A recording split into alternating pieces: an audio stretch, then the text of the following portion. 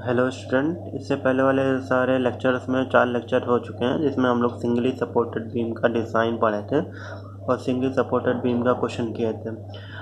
और इस जो आज से लेक्चर शुरू हो रहा है उसमें हम लोग डब्ल्यू रीइंफोर्स सेक्शन पढ़ेंगे। डब्ल्यू रीइंफोर्स सेक्शन कैसे बनाया जाता है, उसको डिज़ाइन कैसे करेंगे, ठीक है, और उसके बारे में एनालिसिस करेंगे। तो ये पहला वीडियो डब्ल्यू रीइंफोर्स बीम का, तो शुरुआत से देखना।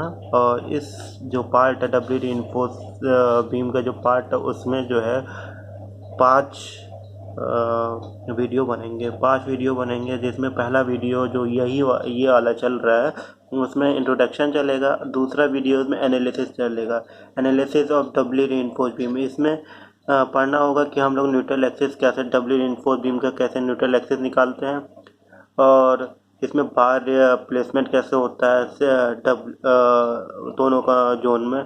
तीसरे वाले वीडियोस में हम लोग पढ़ेंगे कि हम लोग का moment of resistance W reinforce beam के लिए कैसे, कौन से फॉर्मूला निकल कर के आता है वो, और उसको कैलकुलेशन करते हैं मोमेंट ऑफ रेजिस्टेंस का कैसे, ठीक है। चौथे वाले वीडियो में हम लोग पढ़ेंगे कि हमारा डिज़ाइन पढ़ेंगे डब्ल्यू रीइंफोर्स बीम का। डिज़ाइन का पूरा जो प्रोसीजर है वो पढ़ेंगे, और कौन से फॉर्मूले निकल कर के आते हैं, कौन से यूज़फुल फॉर्मूले होंगे डिज़ाइन में, वो पढ़ेंगे। और पांचवा जो अंतिम वीडियो होगा इस सीरीज़ का, उसमें हम लोग पढ़ेंगे कि क्वेश्चन कैसे टाइप के आते हैं और क्वेश्चन कैसे किया जाता है। तो ये पाँच पाँच पाँच वीडियोस बनेंगे। 5 वीडियोस में आप लोग को शुरू से लेकर के अंतिम तक, पहले वीडियो से लेकर के लास्ट वीडियो तक देखना है, तभी समझ में आएगा कि डब्ल्यू रीइंफोर्स बीम क्या होता है, कैसे डिज़ाइन किया जाता है, कैसे उसका मोमेंट और रेजिस्टेंस निकाला जाता है, ठीक है, और क्यों ज़रूरत पड़ती है डब्ल्यू रीइंफोर्स बीम की, ठीक है। तो जैसे मैंने बता दिया है, ये जो वीडियो है उसमें हम लोग सिर्फ और सिर्फ इंट्रोडक्शन पार्ट पढ़ेंगे वीडियो का। तो इंट्रोडक्शन पार्ट में डब्ल्यू रीइंफोर्स बीम का इंट्रोडक्शन पार्ट में क्या है कि हम लोग ये पढ़ लिए थे कि हम लोग का सिंगली रीइंफोर्स बीम होता है। सिंगली रीइंफोर्स बीम, ये बीम का क्रॉस सेक्शन है। ऊपर क्या आता है हम लोग का कंप्रेशन जोन, और नीचे क्या आता है टेंशन जोन। जब भी बीम में कोई लोड लगता है तो बीम इस तरीके से ऐसे मुड़ जाती है। ये नेग्लेजिबल होता है, दिखेगा नहीं कि बेंड हुआ, लेकिन होता है। तो इसकी वजह से क्या होता है, हमारा ऊपर कंप्रेशन जोन आता है, नीचे जो होता है वो हमारा टेंशन जोन आता है। तो सिंगली रीइंफोर्स बीम में हम लोग का क्या होगा कि सिर्फ और सिर्फ जो होगा वो टेंशन जोन में प्लेस करेंगे हम लोग रीइंफोर्समेंट, ठीक है। सेकेंडली अगर इसमें आते हैं डब्ल्यू रीइंफोर्स बीम में आते हैं, तो हम लोग क्या देखते हैं कि हम लोग का न्यूट्रल एक्सिस के ऊपर भी है और नीचे भी बार प्लेस है। तो दोनों जोन में बार प्लेस है, तो इसलिए क्या हुआ, ये डब्ल्यू रीइंफोर्स बीम हुआ, ठीक है। अब इसका बेसिक्स पे आते हैं कि किस लिए दोनों जोन में किस लिए मतलब रिप्लेस किया गया बार को, प्लेस किया गया बार को। तो इसमें क्या होगा कि हम लोग जानते हैं कि मूवमेंट जो होता है वो हम लोग का आर बी डी स्क्वायर के होता है। मूवमेंट जो होता है हम लोग का आर बी डी होता है। कोई भी डायमेंशन, बीम का डायमेंशन है बी इंटू डी इफेक्टिव, ठीक है, तो उसका मोमेंट जो हो जाएगा आर बी डी स्क्वायर, ठीक। लेकिन कुछ टाइम पे ऐसा होता है कि जो हम लोग का ये मोमेंट निकल करके आया एम यू, मोमेंट जो जनरेट हुआ वो हम लोग का बहुत ज़्यादा हो जाता है, किससे, एम यू लिमिटिंग से, लिमिटिंग मोमेंट ऑफ रेजिस्टेंस से बहुत ज़्यादा हो जाता है। तो इसलिए क्या कहते हैं, हम लोगों को देखना पड़ता है कि हम लोग क्या समाधान कर सकते हैं, ठीक है। क्या समाधान कर सकते हैं, तो पहला ये किया जा सकता है कि by using over reinforce beam, या इसको ओवरकम करने के लिए हम लोग ओवर रीइंफोर्स मतलब रीइंफोर्समेंट जितनी क्वांटिटी में ज़रूरत है उससे कहीं ज़्यादा क्वांटिटी में डाल दे, तो हमारा एम यू लिमिटिंग जो होगा या मोमेंट ऑफ रेजिस्टेंस जो बीम का होगा वो मोमेंट ऑफ जनरेटेड मोमेंट के बराबर हो जाएगा या अप्रॉक्सीमेट हो जाएगा। और दूसरा क्या होता है कि by using W reinforced beam, दूसरा मेथड क्या होता है कि by using W reinforced beam, ठीक है। लेकिन पहले वाले ऑप्शन में किस लिए होता है कि भाई जब हमारा बिल्डिंग या कोई रूम बन रहा है तो उसमें क्या होता है, एक हेड रूम कांस्टेंट होता है, और दूसरा क्या होता है, आर्किटेक्चरल कंसिडरेशन। इसका अब हिंदी मतलब समझ लो। हिंदी मतलब क्या है, हिंदी मतलब क्या है कि हेड रूम कांस्टेंट का मतलब क्या होता है कि अगर बीम को जो है हम लोग, जैसे ये रूम है, अगर बीम को हम लोग जो है उसकी डेप्थ बहुत ज़्यादा कर दिए, यहाँ तक कि इसकी डेप्थ कर दिए, ठीक है, तो इसका मतलब क्या है कि हमको इतनी ही स्पेस मिला खड़े होने के लिए, सामान रखने के लिए, कुछ करने के लिए, तो इसको बोलते हैं हेड रूम। इतना कम हो गया तो भाई तुम्हारा रूम बना और तुम्हारा हेड रूम जो है वो बहुत कम मिल रहा है, मतलब तो तुम्हारे ऊंचाई है वो बहुत कम मिल रहा है, तो ये तुम्हारे लिए सही नहीं है। और दूसरा क्या है कि ये देखने में भी अच्छा नहीं लगेगा कि तुम्हारे बीम जो है वो नीचे तक लटकी हुई है। तो इसलिए क्या होता है कि हम लोग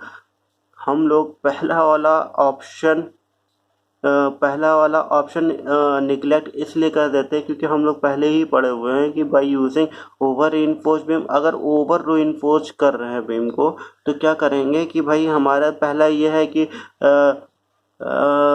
रीइंफोर्समेंट का जो कॉस्ट है वो बढ़ जाएगा। इसकी वजह से हम लोग का जो होगा वो अनइकोनॉमिकल हो जाएगा। जो सेक्शन बनेगा, जो मेंबर बनेगा, जो बीम बनेगा वो अनइकोनॉमिकल बनेगा। और जब भी ओवर रीइंफोर्स्ड बीम आता है तो हम लोग जानते हैं कि हम लोग का ब्रिटल फेलियर होता है विदाउट वार्निंग के, या सडन फेलियर होता है। तो इसलिए क्या होता है कि हम लोग ये वाला ऑप्शन को निगलेक्ट कर देते हैं और यही वाले ऑप्शन के ऊपर चलते हैं, ठीक है। अब हम लोग यही लिखा है कि better to use W reinforced beam, ठीक है।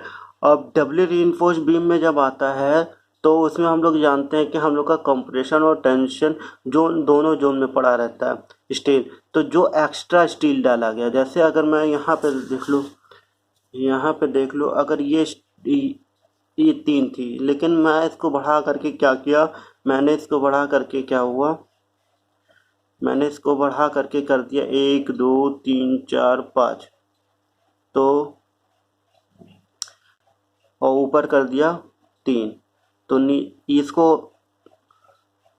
1 2 3 प्लस 1 2, हमारा ये सिंगली रीइंफोर्स्ड बीम सेक्शन में हम बनाए थे, लेकिन हमने देखा कि हमारा जो है मोमेंट जो जनरेट है वो मोमेंट ऑफ रेजिस्टेंस से कहीं ज़्यादा आ रहा है। तो हम लोग क्या करते हैं कि हम लोग डबली रीइंफोर्स्ड बीम बना देते हैं।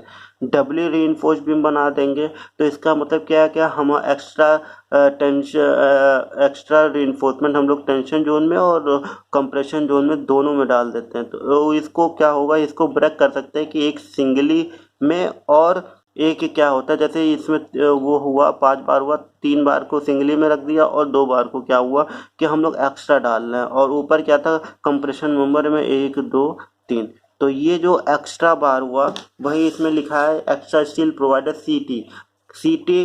सी और टी कंप्रेशन और टेंशन मेंबर में कंस्टिट्यूट द एडिशनल मूवमेंट, मतलब जितना एडिशनल मूवमेंट आ रहा है, जितना एमयू लिमिटिंग से ज़्यादा आ रहा है, एमयू माइनस एमयू लिमिटिंग का जो सब्ट्रैक्शन, जो डिफरेंस जो आ रहा है उसको ओवरकम करता है जो एडिशनल स्टील प्रोवाइड किया गया है कंप्रेशन और टेंशन मेंबर में। नेसेसिटी क्या होता है कि नेसेसिटी में आता है कि जब भी हमारा moment of distribution singly reinforced beam is less than external moment, जब भी हमारा सिंगली रीइंफोर्स्ड बीम का मोमेंट जो होगा वो एक्सटर्नल मोमेंट से बहुत कम आएगा, तो वहाँ डब्ल्यू रीइंफोर्स्ड बीम का ज़रूरत पड़ती है। दूसरा हमारा क्या है, लोड्स आर अल्टरनेटिंग, जब लोड जो है वो अल्टरनेट लग रहा हो, अल्टरनेट हो जा रहा हो, ठीक है, या रिवर्स हो जा रहा हो, तो इस वजह से क्या होता है कि वो दोनों फेस में क्या होता है उसमें टेंशन प्रेजेंट होने लगता है। इस वजह से इसमें क्या होता है, रीइंफोर्समेंट डाला जाता है। लोड आर एसेंट्रिक लोड जो है वो सेंट्राइड पे नहीं काम कर रहा है, वो थोड़ा बहुत हट करके काम कर रहा है सेंट्राइड से, इस वजह से एसेंट्रिसिटी आ जाता है। when the beam is subjected to accidental और sudden lateral load, जब भी बीम में क्या होता है कि एक्सीडेंटल या सडन लोड आता है तब ज़रूरत पड़ती है कि हमको डब्ल्यू रीइंफोर्स्ड सेक्शन की। और जहाँ तक कि ये लास्ट वाला है, तो जब भी कंटिन्यूस बीम बनाते हैं तो उसमें जो होता है, जो बीम सपोर्ट पे जो बीम होता है, तो उसमें क्या होता है कि जनरली हम लोग क्या होता है डब्ल्यू रीइंफोर्स्ड बीम बनाते हैं। तो ये हुआ कि यहाँ पे क्या ज़रूरत पड़ती है और क्यों ज़रूरत पड़ती है डब्ल्यू रीइंफोर्स्ड सेक्शन की। ये वाला वीडियो देख लेना, लास्ट तक देख लेना, धीरे धीरे चला जाएगा हम लोग और समझ में आएगा पूरा पूरा, ठीक है। और कोई भी लेक्चर को आधा अधूरा मत देखो। इससे पहले वाला लेक्चर सिंगली रीइंफोर्स्ड बीम का लेक्चर मैंने देखा कि थ्योरी वाला जो है वीडियो सबने देखा, लेकिन न्यूमेरिकल वाला नहीं देखा है। तो न्यूमेरिकल वाला देख लेना, क्योंकि थ्योरी ही से जो है वो नहीं बनेगा, क्वेश्चन नहीं बनेगा। इस वजह से क्या होता है कि उसमें आइडिया लग जाएगा क्वेश्चन कैसे सॉल्व करना है। इसमें क्या हुआ, ये 5 लेक्चर की सीरीज में पहला वाला लेक्चर जो है, पहला वाला वीडियो आ गया, तो पूरा आखिर शुरू से लेकर के आखिर तक ये देख लेना, ठीक है। Thank you.